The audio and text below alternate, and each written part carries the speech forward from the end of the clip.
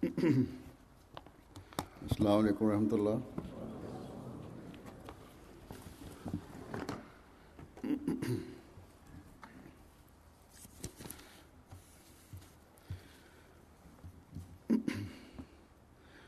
أشهد أن لا إله إلا الله وحده لا شريك له وأشهد أن محمدا عبده ورسوله أما بعد فأعوذ بالله من الشيطان الرجيم بسم الله الرحمن الرحيم الحمد لله رب العالمين الرحمن الرحيم مالك يوم الدين إياك نعبد وإياك نستعين اهدنا الصراط المستقيم صراط الذين أنعمت عليهم غير المغضوب عليهم ولا الضالين.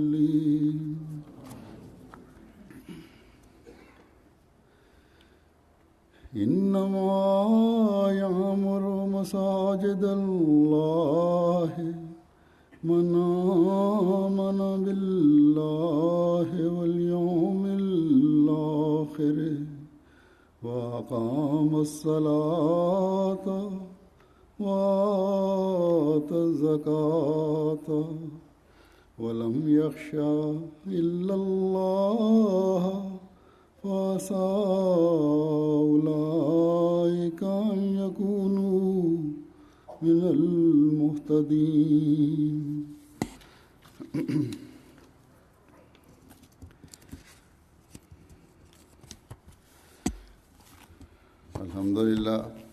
Alhamdulillah. Sot pas një pritje të gjatë, Gjematit Ahmedia të Norvegjisë i u mundsua inaugurimi i xhamisë së tyre të bukur. Një pritje ashtu siç kjo xhami kërkoi një pritje të gjatë për inaugurimin e saj edhe në ndërtimin e saj. Për këtë arsye juve u deshet që të prisnit, por inaugurimi ritual që do të bëhet sot është një mjet falënderimi, shtesë falënderimi. Përndryshe xhamit nuk ka nevojë që të kenë ceremoni të tilla për të funksionuar.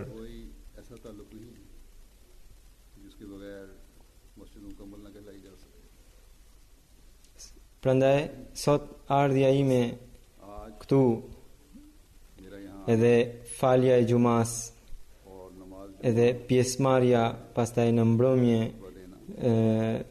në ceremoninë e inaugurimit që edhe të tjerët do të marrin pjesë në këtë ceremoni. Të gjitha këto po bëjmë për ta falendëruar Zotin për atë bekim të madh që Zoti i dha xhamatit të Norvegjisë. Sepse edhe ky është urdhër i Zotit që ne duhet t'i tregojmë botës bekimet e tij, edhe duhet t'i tregojmë duke e falendëruar Zotin, në mënyrë që besimtari të fitojë më shumë shpërblime nga falënderimi i Zotit.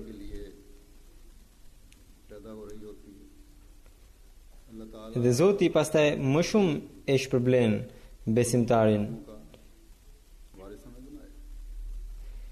Një falënderim yni është që ne të adhurojmë sa më shumë në këtë xhami, të ta gjallërojmë këtë. Edhe një falënderim tjetër është edhe ceremonia rituale, e cila do të jetë për miqt që do të marrin pjesë në të. Por, siç u thash, falënderimi i vërtet është vetëm nga gjallërimi i xhamisë, nga falja e namazit sa më shumë në të. Dhe çdo ahmedian duhet të ketë parasysh këtë.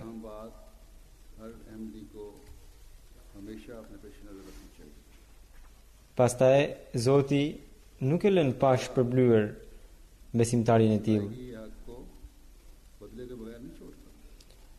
Edhe shpërblen aq shumë saqë në këtë botë të paktën nuk mund të imagjinohet shpërblimi i tij. Një hadith që tregon për njerëzit që gjallërojnë xhami,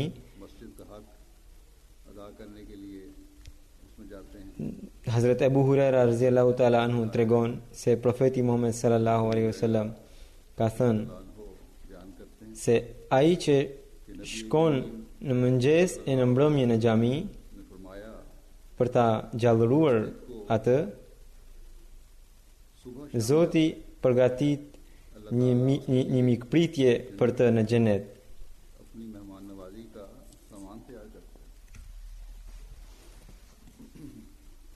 Pra, për ata që vinë në xhami për hir të Zotit, kanë mikpritje të jashtëzakonshme nga Zoti në xhenet. Sa shumë mund të jenë ato? Njeriu nuk e imagjinon dot. Njeriu që gjatë gjithë jetës shkon në xhami, fal namazet. Atëherë imagjinoni se sa shumë mikpritje mund të jenë nga Zoti në xhenet për një besimtar të tillë.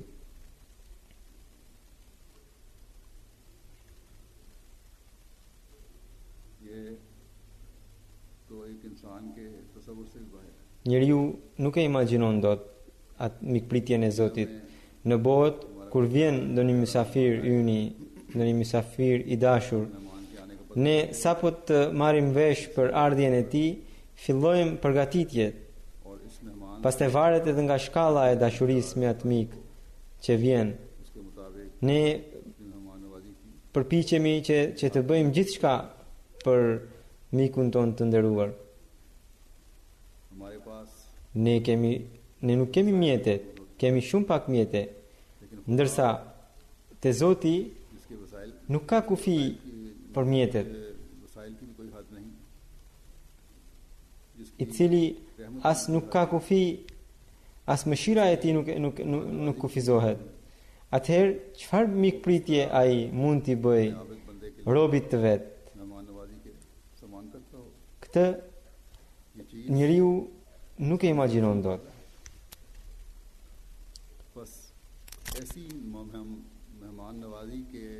Pra, ne duhet të përpiqemi që të fitojmë mikpritje të tilla prej Zotit. Shpresoj çdo ahmedian që banon në këtë vend të vi në xhami nga ky synim,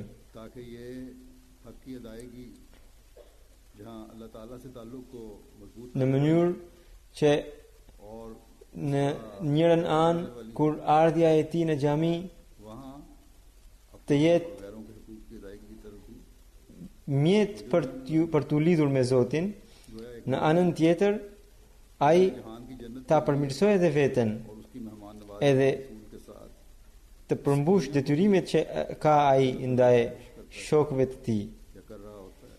Në njërën anë ai të bëj këtë jetë të bekuar, edhe nga ana tjetër, edhe botën tjetër, edhe jetën e pastajme ta përmirësoj. Pra, një besimtar दुनिया को भी përpiqet ta bëj edhe këtë botë xhenetin për ta gjetur xhenetin tjetër. गुज़श्ता 2 दिन Pastaj duhet, siç ju tregova, edhe falënderimi tradicional që bëhet mjet i përhapjes së xhamatit. मेरे इंटरव्यू लिए हैं मुख्तलिफ 2 ditë të fundit gazetarët e kanaleve televizive, të radios, gazetarët e gazetave të ndryshme kanë ardhur dhe më kanë intervistuar. Të gjithë ata ishin interesuar të dinin se çfarë do të jetë qëllimi i xhamisë. Çfarë do të bëhen këtu gjëra, domethënë. E çfarë janë ndjenjat tona duke ndërtuar këtë xhami? Përgjigjja ime për ta ishte që ne nga kjo xhami duam ta bëjmë shoqërinë sa më paqësore. Kemi arsye që ta ndërtojmë xhamin sepse duam shoqërinë ta bëjmë अपनी जिंदगियों में इजहार करके sikur të jetë xhenet. दुनिया के Ne të adhurojmë një Zot në këtë xhami edhe në jetët tona të bërdiqshme की तामीर के साथ të bëjmë, मस्जिद के माहौल में të praktikojmë mësimet e Islamit. इस मुल्क में Pra, me ndërtimin e kësaj xhamie të përhapim paqe në këtë lagje, काम यहाँ के në këtë vend, në këtë qytet e në këtë shtet. जिम्मेदारी बन गई Edhe ahmedianët e këtij vendi tashmë kanë përgjegjësi më të madhe se sa kanë pas më herët. अखबार Media erdhi këtu dhe përhapja e mesazhit ton përmes medias në detyrojnë më shumë ta falenderojmë Zotin. मजीद Dhe si që tregova, pra këto gjëra po na detyrojnë më shumë që ta falenderojmë Zotin. Zoti ju ka shpërblyer edhe në këtë mënyrë që media erdhi edhe në përgjithësi me fjalë shumë të mira janë përhapur mesazhet dhe mesazhet e xhamatit, mësimet e Mesihut të premtuar alayhis salam dhe qëllimet tuaja paqësore. जमात का और मस्जिद का जिक्र हुआ बस ये दुनियावी सतह पर भी Pra këto gjëra सीन की कुर्बानी që kanë ndodhur në botën materiale, लौटाता edhe këto gjëra po na detyrojnë që ne të kthehemi përsëri tek tema e falënderimit. है का हक अदा करके इंसान Nëse do ta falenderojmë më shumë edhe për këtë, atëherë edhe bekimet që do të vinë më shumë. से फैज पर गोया Do të vinë bekimet për shkak të falënderimit. Faiz का दायरा है जो अपने Kjo është si një rreth i bekimeve të Zotit. Kjo punë është si ai rreth që krijohet kur hedh një gur në ujë. छोटा दायरा बड़ा Pastaj nga ai rreth, pastaj krijohet një rreth tjetër. Nga një rreth i vogël krijohet një rreth i madh, edhe kështu me radhë. दायरे की ये भी खूबी है Por कि ये दायरा e bukura e këtij rrethi është se kur zmadhohet ai nuk zbehet, बल्कि madje theksohet edhe më shumë. की जिंदगी अगर नेकियां जारी हैं तो दायरा फैलता चला जाता Kur njeriu है जब इंसान की जिंदगी खत्म होती bën përpiqet në këtë botë. Edhe nuk zbehet edhe në botën tjetër madje, edhe sikur të vdes njeriu, rrethi i tij vazhdon edhe në botën tjetër. Ndaj, kjo xhami है इसको ka sjell shumë bekime për ata që kanë ndërtuar. और बरकतों के सामान लेकर आई Ka sjell bekime të panumërta për ata që kanë ndërtuar. Për çdo xhami që ne ndërtojmë, ne këto gjëra duhet të kemi parasysh. Çdo xhami इन फजलों jona të sjell bekime të panumërta neve. यहाँ के रहने वालों का Është puna e ahmedianëve tani të këtij vendi që të mbledhin bekimet që do të vinë nga kjo xhami. Sa më shumë të përpiqeni për këtë punë, यहाँ भी aq më shumë do të shtohen bekimet, में edhe në këtë botë edhe në botën tjetër. Ajetin që recitova në fillim është pikërisht flet për ata që popullojnë një xhami. Përkthimi i atij ajeti është: वही ये बात करता है ata që ndërtojnë xhamitë e Zotit janë ata që e besojnë Zotin falin namazin dhe japin zekatin edhe besojnë në ditën e ahiretit. Dhe ata nuk friksohen nga askush përveç Zotit. Ka mundësi që njerëzit e tillë të bëhen të udhëzuarit. Pra, kushti i parë për ndërtimin e një xhamie është besimi në një Zot. Nuk mjafton vetëm besimi sipërfaqësor. Zoti ka treguar disa shenja të besimit, të besimtarit. Derisa nuk do të bëjmë vepra plot me besim, nuk plotësohet besimi. Vetëm duke u quajtur musliman nuk mund të bëhemi besimtar. Kur biduinët e Arabisë vinin tek profeti sallallahu alaihi wasallam dhe thonin se ne besuam, Allahu i tha Muhamedit sallallahu alaihi wasallam të thot atyre: "Qul lam tu'minu, walakin qulu aslamna." Thuaj, mos thoni se jemi bërë besimtar, por thuani se ne vetëm kemi pranuar Islamin.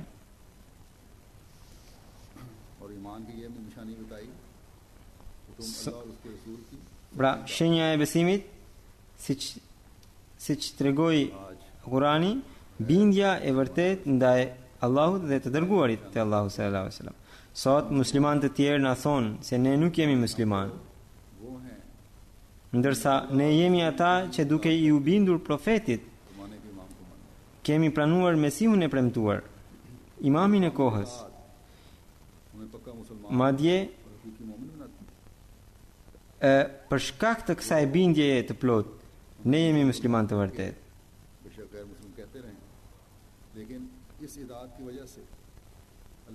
Sot, edhe pse të tjerët po na thonë se ne nuk jemi musliman, ahmadianëve po u bëhen përpjekje për shkak të besimit të tyre. Pra, ne nuk kthehemi nga besimi ynë.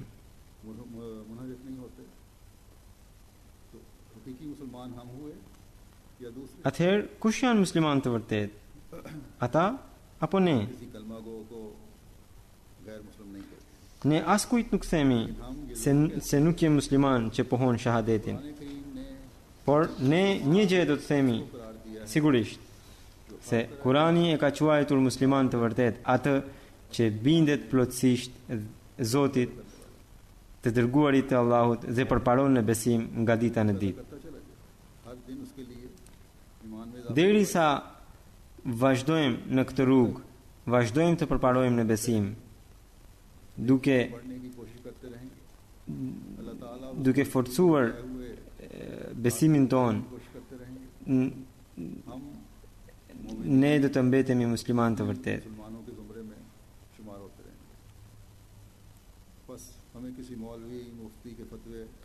Ne nuk duam pra certifikat të ndonjë hoxhe apo ndonjë shteti, sepse certifikatat e tyre nuk janë ato që vlerësojnë ndonjë musliman. As nuk na duhen ato. Vullën e vërtet duhet të marrim prej Zotit, prej të dërguarit të Allahu sallallahu alaihi wasallam, që do të vi nga përpjekja jon ndaj bindjes së Zotit dhe të dërguarit sallallahu alaihi wasallam. Sa më shumë të përpiqemi në këtë rrugë, aq më shumë vula do të marrim. Hazrat Mesihu premtuar Islam thot: veprat e një muslimani të vërtet sigurisht i sjellin bekime, por nuk bëhet fjalë për një apo dy vepra, por të gjitha veprat ai duhet të bëjë. E gjithë jeta e tij duhet të jetë e vepër e mirë. Pra, nuk duhet të gëzohemi vetëm nga një vepër, ose vetëm nga deklarata që ne kemi pranuar Mesihun e premtuar. Sigurisht, ne jemi një hap para kur e pranuam Mesihun e premtuar, duke i u bindur Zotit dhe të dërguarit të tij. Por ky hap është për të marshuar përpara në drejtim të besimit.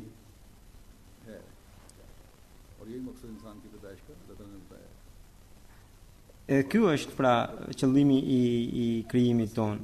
Një besimtar nuk mund të qëndrojë në një vend. आयत बयान फरमाई Allahu ka përmendur disa karakteristika të besimtarit.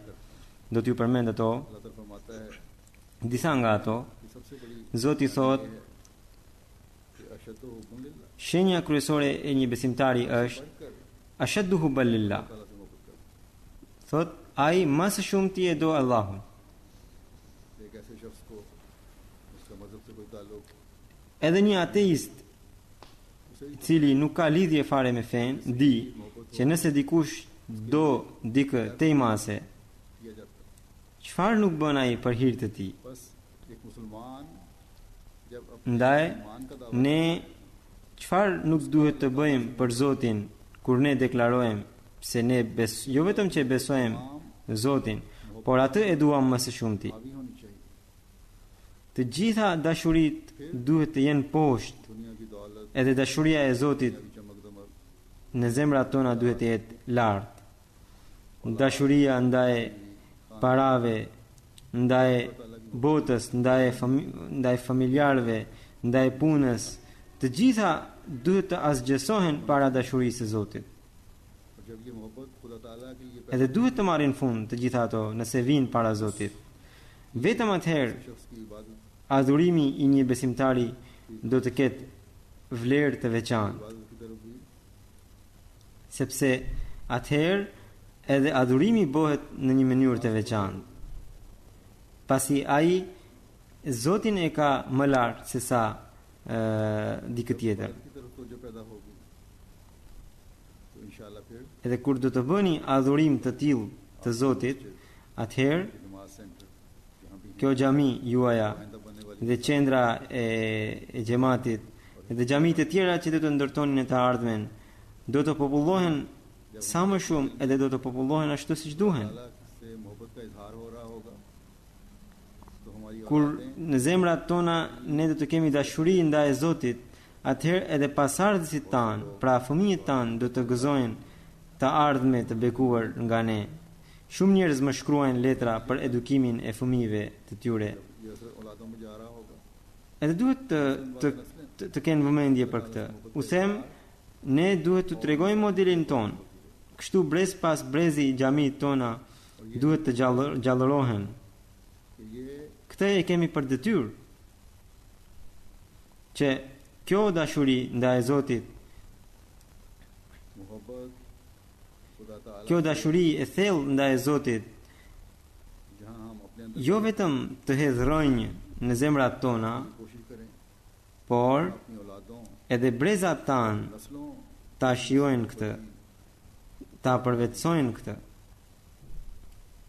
जब ये होगा तो इंशाल्लाह ताला Kur të bëhet kjo, जो मुखालफतें atëherë और मुखालफी edhe këto kundërshtime अल्लाह ताला dhe përpjekjet e kundërshtarëve vetë do të asgjësohen me bekimin e Zotit. क्योंकि जब बंदा खुदा से मोहब्बत करता है Sepse kur robi e do Zotin shumë, atëherë Zoti e do robin akoma më shumë. Edhe Zoti vetë bëhet kujdestar i tij, वही खुदा हो जाए pra i robit.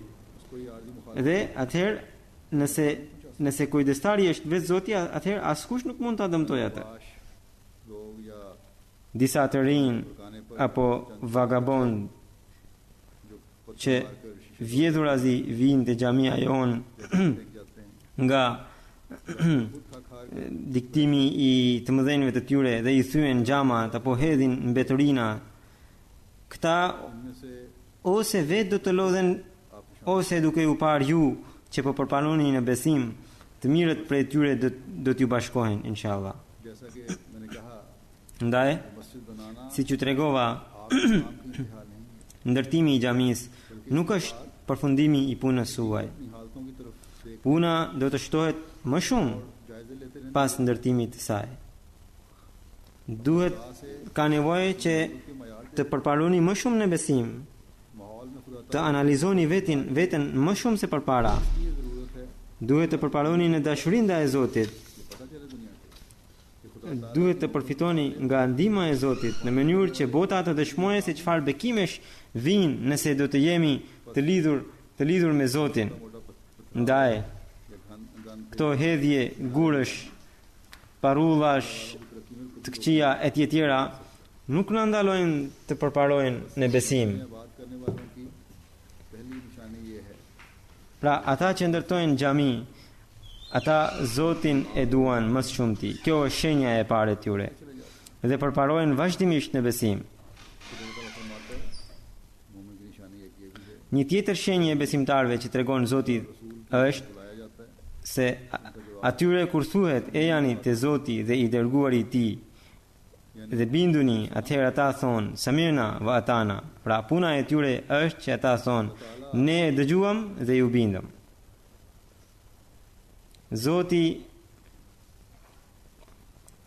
për ata që japin një përgjigje të tillë, बारे में फरमाता है që thonë Samina wa atana, për ata thot ulaika humul muflihun. Do me thënë këta janë njerëz që do të korin sukses. नतीजा है Pra suksesi është rezultati i asaj bindje që bëhet vetëm që vjen menjëherë pas dëgjimit të urdhrit.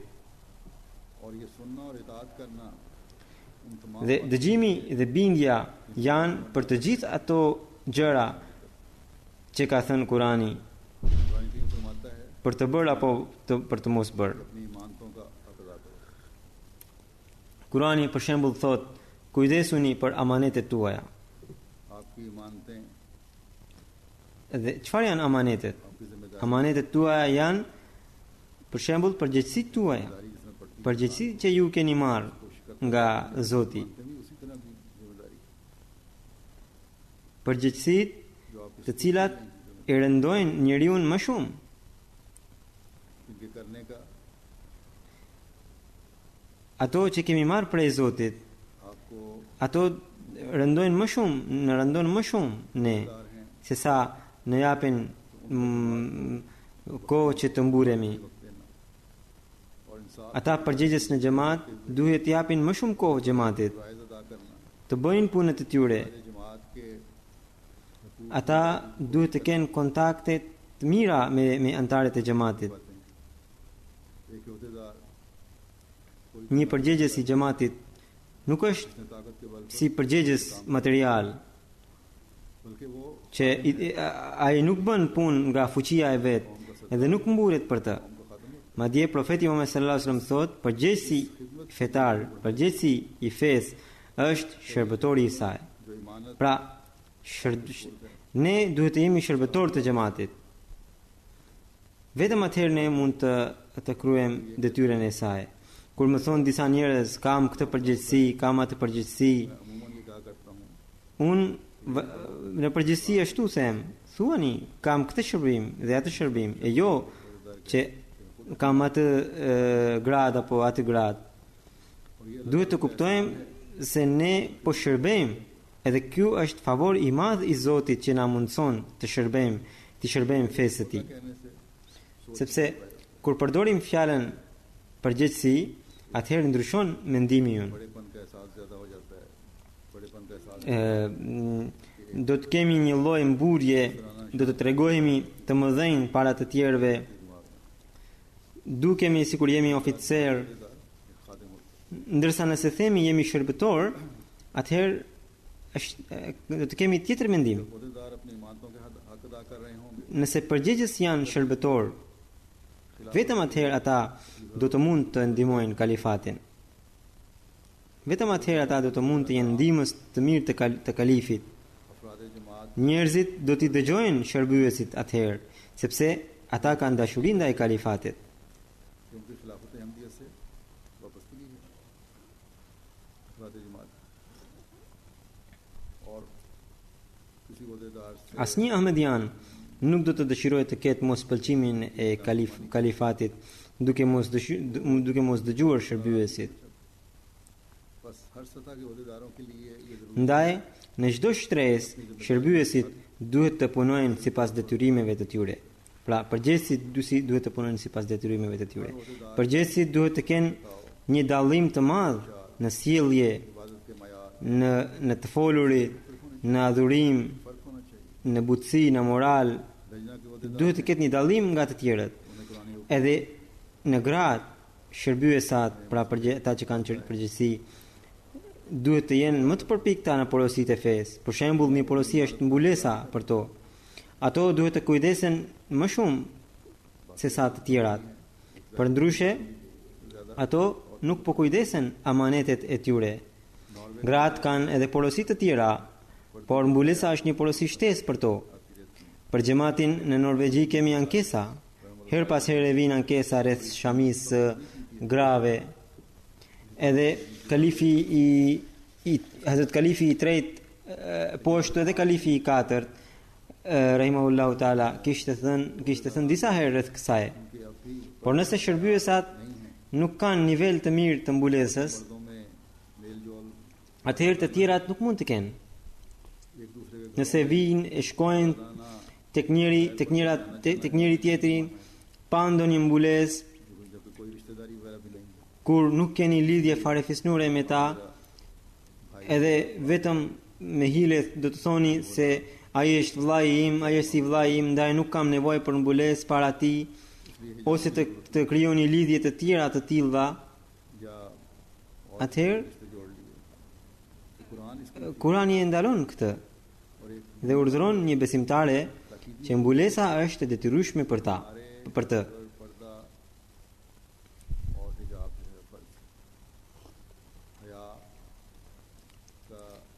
Islami thot turpi është madhështia e saj. Shërbyesat pra që punojnë në grad, qoftë në lagje, qoftë në qytet, qofshin në lagje, qofshin në qytet, qofshin ato që punojnë në vend, nëse ato do të rregullojnë mbulesën e tyre, nëse do të sillen në mënyrë islamike, atëherë do të ketë një numër të madh grash që do të jenë shembullore për të tjerat, për vajzat e tyre, për shoqërinë e tyre. Në njërin anë ato do të shërbejnë në mënyrë dinjitoze xhamatin. Në anën tjetër ato gjithashtu do të jenë të përpikta në mbulesën e tyre. Disa unë shoh gjatë takimeve se sa të dobta e kanë mbulesat. Shamit duket qartë që shamia e tyre është mbajtur për shumë kohë. Domethënë është mbajtur për shumë kohë në shtëpi, sepse kanë vështirësi në mbajtjen e saj. Ndaj ato që kanë përgjegjësinë e xhamat, po ashtu gratë e tjera e kanë për detyrë ta ruajnë shamin. Këto ditë gratë moderne thonë se shamia nuk ka nevojë për sot. Është urdhri i vjetër e tjera. Por unë dua t'i sqaroj se asnjë urdhër i Kuranit nuk vjetrohet. As më përpara e as sot. As nuk ishte për një kohë të caktuar e për një popull të caktuar. Ahmedianët me shumë gazëllim tregojnë lidhjen e tyre besnike me kalifatin.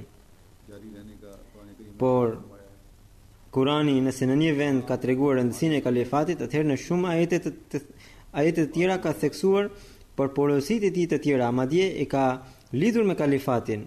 Pra veprat e mira e ka lidhur me kalifatin. Në surën Nur ku ndodhet ky ajet, 2 ajete para tij thot: mos bëni deklarime që do të bëjmë ashtu, do të bëjmë kështu, por thot ta'atum ma'rufa. Binduni në mënyrë të përgjithshme. Tregoni bindjen e përgjithshme. Në çdo porosi që vjen nga Kurani dhe i dërguari Allahu sallallahu alaihi wasallam, tregoni bindjen tuaj. Kur ju jepet urdhri i tyre, duhet të bindeni menjëherë. E kam shpjeguar këtë temë edhe më herët.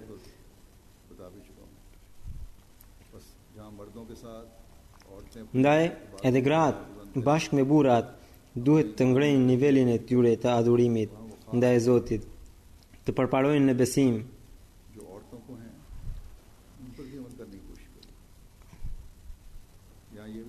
Ata të përparojnë edhe në ato porosi që kanë vetëm për gratë. Ai urdhër është për gratë, pra urdhri i shamis, por është edhe për meshkuj. Dua të sqaroj që urdhri i shamis ndonë se është vetëm për gra, por urdhri i uljes së shikimit është për të dy, edhe për gra edhe për burra. Madje në Kur'an më së pari burrat urdhërohen për uljen e shikimit. Pastaj gratë urdhërohen. Pra, në mënyrë që burrat të mos vëzhgojnë andej këndej gratë të tjera të huaja. Pastaj një porosi tjetër në është amanetet, do të thënë amanetet do të thotë një porosi tjetër në amanetet është që të zgjedhësh personin e duhur për ndonjë përgjegjësi. Një amanet tjetër është edhe bejti që kemi bërë me Mesiun e premtuar e Islam. Edhe këtë duhet ta kuptojmë.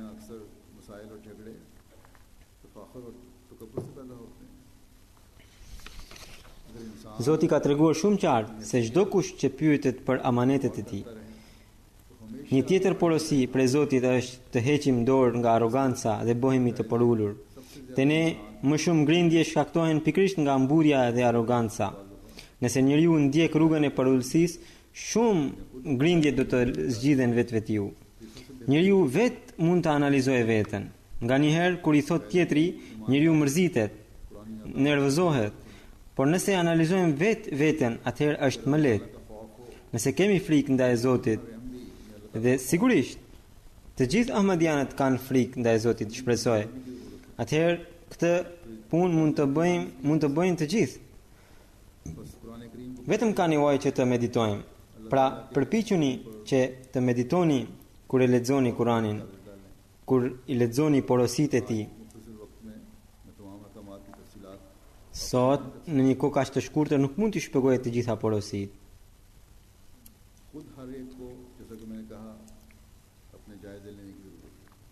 Ka nevojë që gjithë secili nga ne t'i bëjmë analizë vetes, siç u tregova pra. Kjo mund të bëhet vetëm atëherë kur në çdo shtëpi të recitohet Kurani i famlar. Çdo ditë të bëhet përpjekje në çdo shtëpi për të zbatuar urdhrat e tij. Të bëhen përpjekje për edukimin e fëmijëve, që edhe ata të shihet se edhe ata a kujdesen për namazet e tyre edhe për recitimin e Kuranit apo jo. Çdo ahmedian që deklaron besimin e tij duhet të kuptojë se deklarata e besimit mund të përmbushet vetëm atëherë kur beson edhe në ahiretin. Kur të jemi të vetëdijshëm që ka një jetë tjetër pas vdekjes, ku do të japim llogari për punët tona, ku do të merren vendimet përfundimtare, ku do të bëhet gjykimi i fundit. Pra, Zoti ka dhënë edhe këtë shenjë të atyre që do të ndërtojnë xhami, që ata besojnë në botën tjetër. Ata dinë se bota tjetër është më reale dhe më e vërtetë se sa kjo botë. Nëse ata mendojnë kështu, atëherë bashkë me faljen në xhami, ata do të përpiqen të plotësojnë edhe detyrat e tjera të Kuranit, në mënyrë të bëhen trashëgimtar të bekimeve të Zotit edhe e të shpërblimeve të tij. Pastaj thot, kur njeriu beson fuqimisht në Zot, kur ai beson fuqimisht në botën tjetër, atëherë ai me sinqeritet të plot kthehet te Zoti.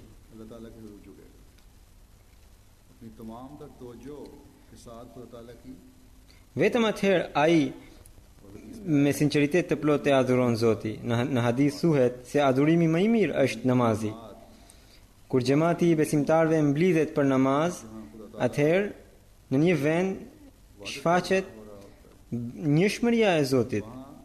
Ndërsa në anën tjetër besimtarët bashkohen me njëri tjetrin me ndjenja të mira dhe tregojnë njëshmërinë e tyre, tregojnë dashamirësi ndaj tyre. Vetëm atëherë njerëzit të mund të kushtojnë vëmendje obligimeve të tyre që kanë ndaj krijuesit dhe ndaj krijesave të tij.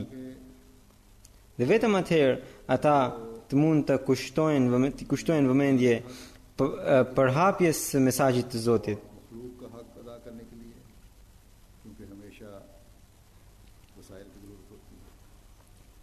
Për këtë sigurisht do të ketë nevojë për mjetet. Prandaj, për ata që ndërtojnë xhami, një cilësi e tyre që është përmendur në këto ajete është se ata paguajnë edhe zekatin. ज़कात देने वाले होते हैं, माली कुर्बानी करने वाले होते हैं। Pra sakrifikojnë për hir të Zotit. तक मौजूद नहीं रखते, Nuk mbajnë parat vetëm për veten, por për Zotin edhe për fen edhe për të tjerat i shpenzojnë ato. Këtu është fjala zekati, edhe në ajete tjera kudo është përmendur urdhri i namazit, माली कुर्बानी का जिक्र किया गया है कुरान करीम में। Zoti i thot paguani edhe zekatin. Pra në mënyrë që të plotësojnë edhe detyrimet e fesë, po ashtu edhe të varfrit të përparojnë. बनाने Pra ata që ndërtojnë xhami वाले वो लोग हैं janë ata që çdo lëvizje e tyre, ताला की रज़ा के रसूल के लिए e gjithë jeta e tyre është për hir të Zotit.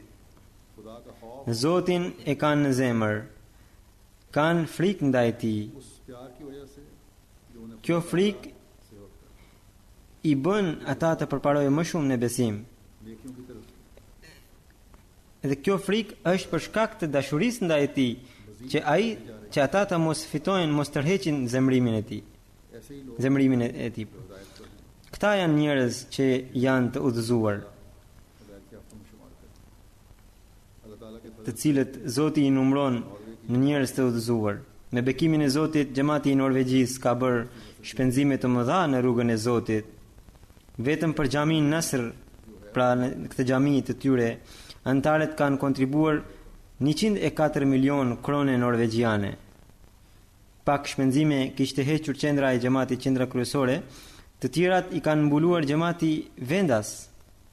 कुछ अरसा वो कि इसमें बड़ा लंबा अरसा लग गया जैसे कि मैंने शुरू में कहा था Edhe pse ka kaluar shumë kohë, siç i tregova në fillim, 2005 kur i kam tërhequr vëmendje xhamatit të Norvegjisë në vitin 2005, më herët ata nuk kanë pas vëmendje ashtu siç duhet. मकान बेचकर उसकी दाई की Atëherë, pra kur pasi u kam thënë, atëherë u angazhuan tërësisht në këtë punë. Njëri shiti shtëpinë e tij dhe ka dhënë parat për xhamatin. Njëri shiti veturën e tij për këtë punë. Dikush ka punuar me orë të gjata vetëm për të dhënë para për xhami. Gratë kanë kontribuar shumë. Ka edhe disa që kanë pasur humbje në punët e tyre, अपने वादे पूरे किए, por prap nuk kanë ngelur mbrapa në sakrificat. कुर्बानी करने वालों के अमवाल Zoti i bekoft të gjithë që sakrifikuan dhe i bekoft edhe sakrificat e tyre, inshallah. हालात की वजह से भी नुकसान है। Këto ditë, tregtit, punët nuk janë aq në terezi. Allahu zënë të bereqet. कहता हूँ कि ये सब कुर्बानी Shpresoj që të gjitha këto sakrificat janë bërë me synimin që ne do ta popullojmë xhamin, do ta gjallërojmë xhamin. Popullimin e xhamis do ta bëjmë ashtu siç thot Zoti, duke përparuar në besim, duke u përsosur në të, अल्लाह ताला का duke u shtuar në frikë ndaj Zotit, हुकूकुल इबाद की अदायगी की सोच रख duke përmbushur detyrat ndaj Zotit e ndaj krijesave të Tij, मयार duke arritur nivele të larta të veprave të mira, मस्जिद की duke u dhënë edhe fëmijëve tanë dashuri të flaktë ndaj xhamisë dhe ndaj Zotit, फिर इसी तरह इस ज़माने duke përhapur misionin e Mesiut të premtuar alayhis salam, हाँ हजरत sepse është bekimi i madh që na dha Zoti neve në këtë kohë, që na dërgoi shërbëtorin e vërtet të Hazret Profetit Muhammed sallallahu alaihi wasallam.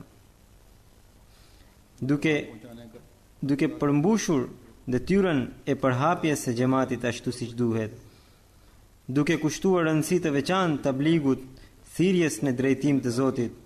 Pra, kjo xhami që u ndërtua po na vë barë të madhe mbi supat tanë. ऊपर Duke ndërtuar xhamin e kemi zgjeruar shumë rrethin e përgjegjësive tona. They the.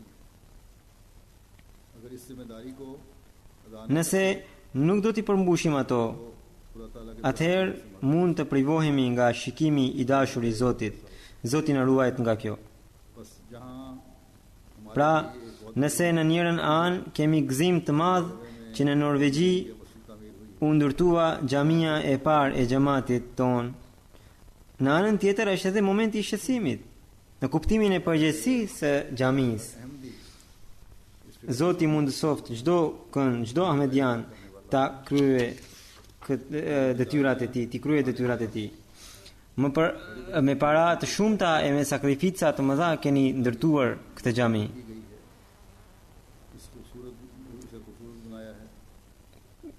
Keni ndërtuar këtë xhami kaq të bukur, duke shpenzuar më shumë se 1 milion krone,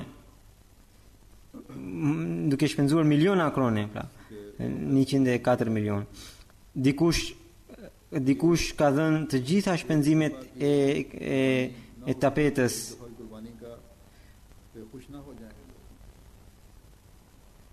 Dikush ka dhënë orendite e xhamisë. Këto sakrifica nuk duhet të jenë për një moment. Ata nuk duhet të gëzohen vetëm nga një sakrificë, duke parë tapetën e bukur apo orendite e bukura, nuk duhet të mendojnë se kanë përfunduar punët e tyre. Por bukuria e xhamisë vjen me popullimin e saj në faljen e 5 vakteve. Njëherë dikush ka folur me Hazrat Mesiun e premtuar alayhis salam rreth ndërtimit të xhamisë. Ai tha: "Bukuria e vërtetë e xhamisë nuk vjen nga ndërtesa, por nga sinqeriteti i atyre që adhurojnë në atë xhami." Xhamia e profetit Muhammed sallallahu alaihi wasallam ka qenë shumë e vogël. Çatia ishte prej gjethesh, edhe çdo herë kur binte shi pikonte. Pra, bukuria e xhamisë është nga falsit. Edhe gjatë kohës së profetit Muhammed sallallahu alaihi wasallam, materialistët kishin ndërtuar një xhami, e cila u rrëzua nga urdhri i Zotit, e cila u quajt xhamia keqdashse. Xhamit të ndërtohen për takua. Pra, takua është më e rëndësishmja. Hazrat Mesiu premtuar alayhi salam ka përsëritur shpesh. Thot në një vend, Kurani vazhdimisht urdhëron për takua. Dhe ky është qëllimi i tij. Nëse njeriu nuk ka takua, atëherë edhe namazet e tij do të jenë pa dobi. Madje mund të jenë edhe për xhehenem. Pra, thot se nëse nuk ka takua, edhe namazet do të jenë të padobishme, madje ato mund të jenë për xhehenem, që mund të çojnë njeriu deri në xhehenem. Pastaj thot, gjithë rronja është takua. Nga ajo fillon besimi dhe prej saj vaditet ai. Pra, thot imani gjendet nga takua edhe shtohet nga takua. Siç vadisim lule edhe bimet që rriten, ashtu edhe besimi vaditet dhe rritet nga takua. Thot, nga takua mposhten dëshirat e nefsit. Zoti ka themeluar këtë xhamat pikrisht për takua. Pra, Mesiu premtuar sot është një përgjegjësi e madhe që na jep Mesiu premtuar Islam me këtë fjalë. Thot sepse fusha e takuas është krejtësisht bosh. Thot ai që përvetson takuan është me ne. Pra, ne duhet të kemi parasysh gjithmonë premtimin, bejtin që kemi bërë me Mesiun e premtuar Islam, i cili ka qenë pikrisht për ta hedhur hapin ton drejt takuas. Sot janë ahmedianët, të cilët duke u lidhur me Hazrat Mesiun e premtuar Islam, të mund ta kuptojnë këtë njohje. Pra, nëse ne deklaruam betin ton dhe nuk e umbushim fushën boshe të takuas, atëherë ne nuk mund të përmbushim qëllimin e bashkimit me xhamatin e Hazrat Mesiut të premtuar alayhis salam. Siç thot ai, Zoti ka themeluar këtë xhamat pikrisht për takua. Takua do të thotë devotshmëria dhe frikë ndaj Zotit. Zoti mundësoft çdo ahmedian të përvetësojë takuan, pra pëlqimin e Zotit. Në këto vende që janë mbushur me shirk, nëse ne nuk do të angazhohemi në përvetësimin e takuas, nëse ne nuk do të angazhohemi në përmbushjen e detyrave tona, atëherë ne që pranuam Hazrat Mesiun e premtuar Islam, atëherë ne mund të kapemi nga Zoti. Zoti na mundsoft dhe ne në bashkoft me ata rob që fitojnë pëlqimin e Zotit. Do të përmend disa parametra të xhamis Nasr që po inaugurohet sot. Gjithë trualli i xhamisë është 9563 metra katror. और मस्जिद के प्लाट का रकबा 7000 Toka e xhamisë, domethënë aty ku është ndërtuar xhamia, është 7759 metra katror. मर्दाना हिस्से में मस्जिद में Salla e burrave उसका është 80 वर्ग मीटर है 880 metra katror edhe afërsisht 1400 veta mund të falin në këtë sallë namaz një razi. Galeria është 258 metra katror, afërsisht 500 veta mund të falen namaz në këtë galeri.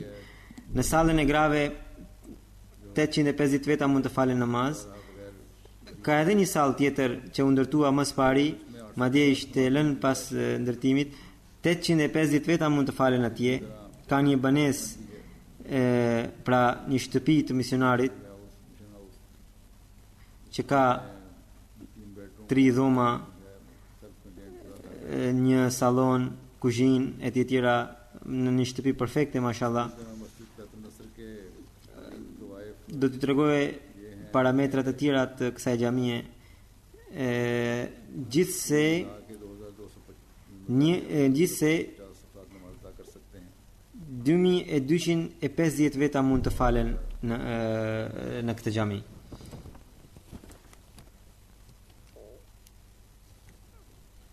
इसी तरह जो हॉल है नीचे उसकी छत Ajo sallë që ju tregova, edhe çatia e saj po përdoret gjithashtu.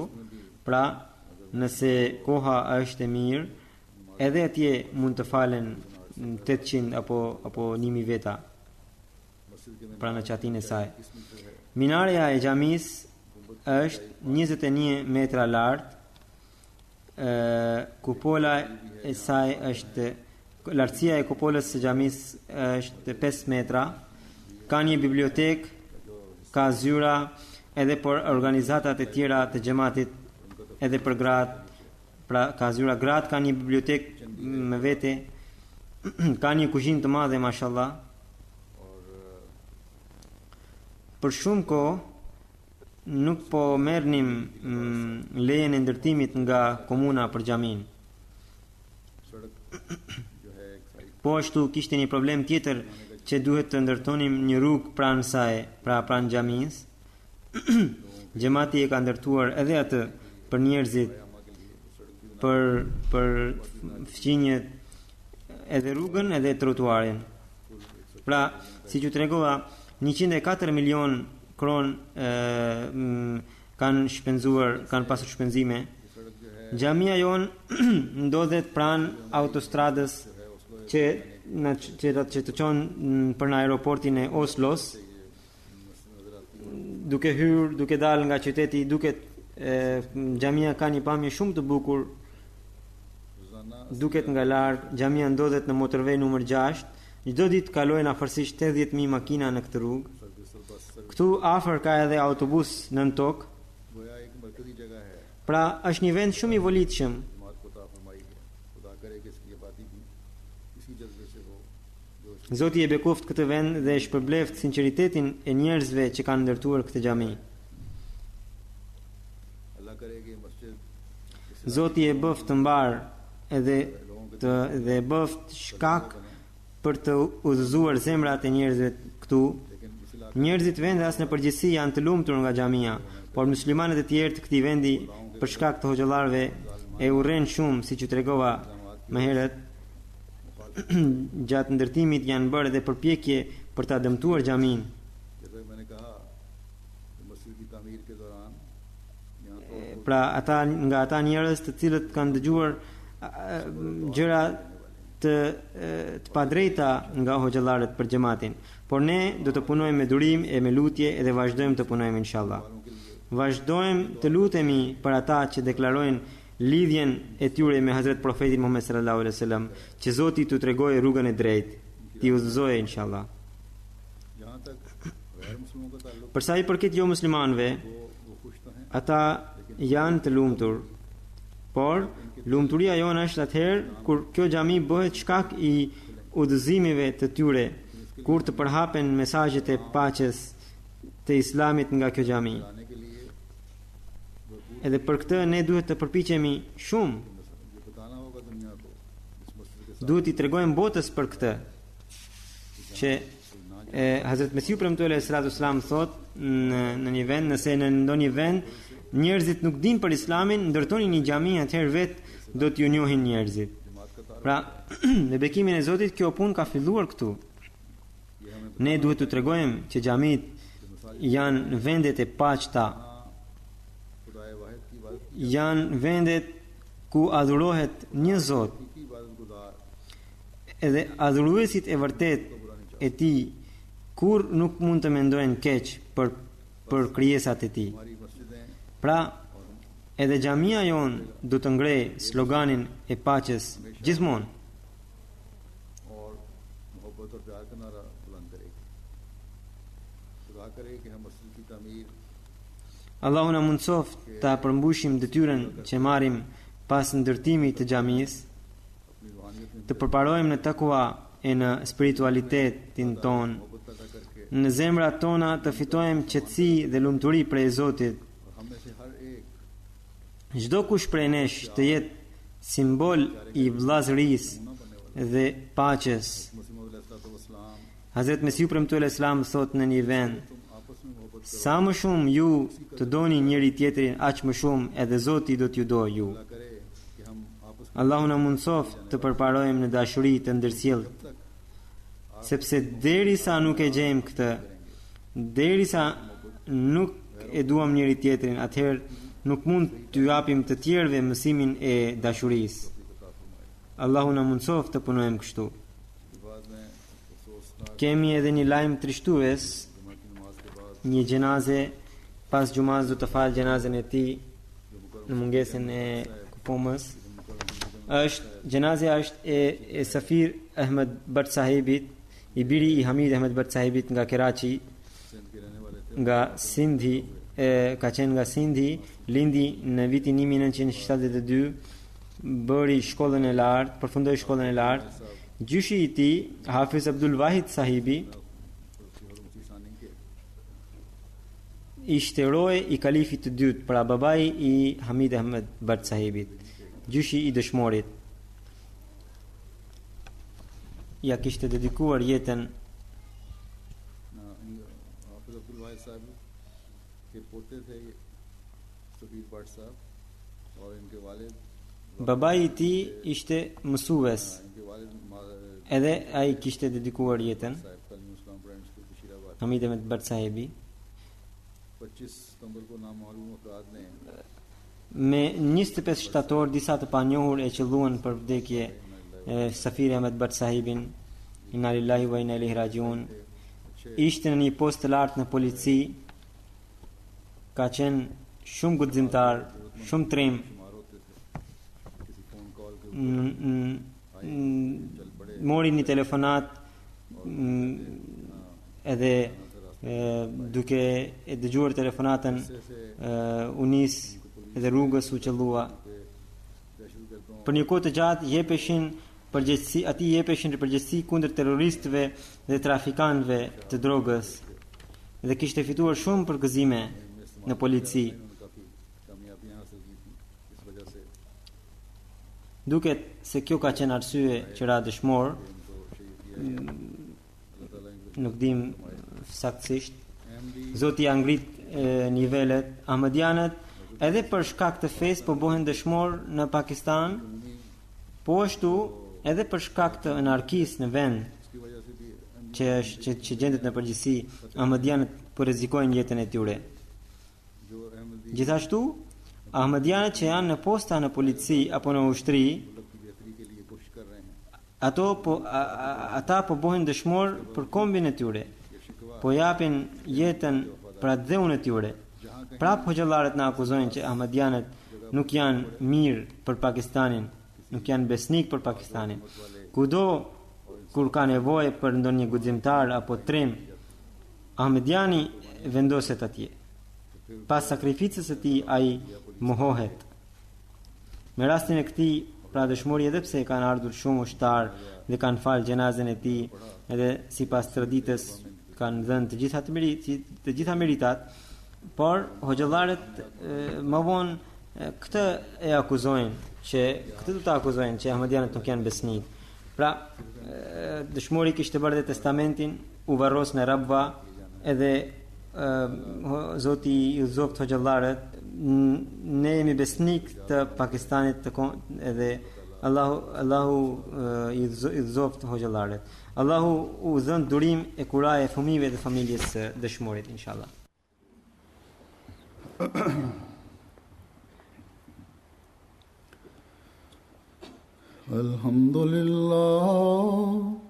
الحمد لله نحمده ونستعينه ونستغفره ونؤمن به ونتوكل عليه ونعوذ بالله من شرور أنفسنا ومن سيئات أعمالنا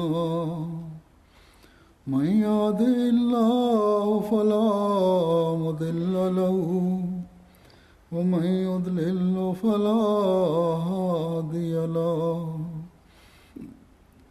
ونشهد أن لا إله إلا الله ونشهد أن محمدا عبده ورسوله عباد الله رحمكم الله إن الله يأمر بالعدل والإحسان وإيتاء ذي القربى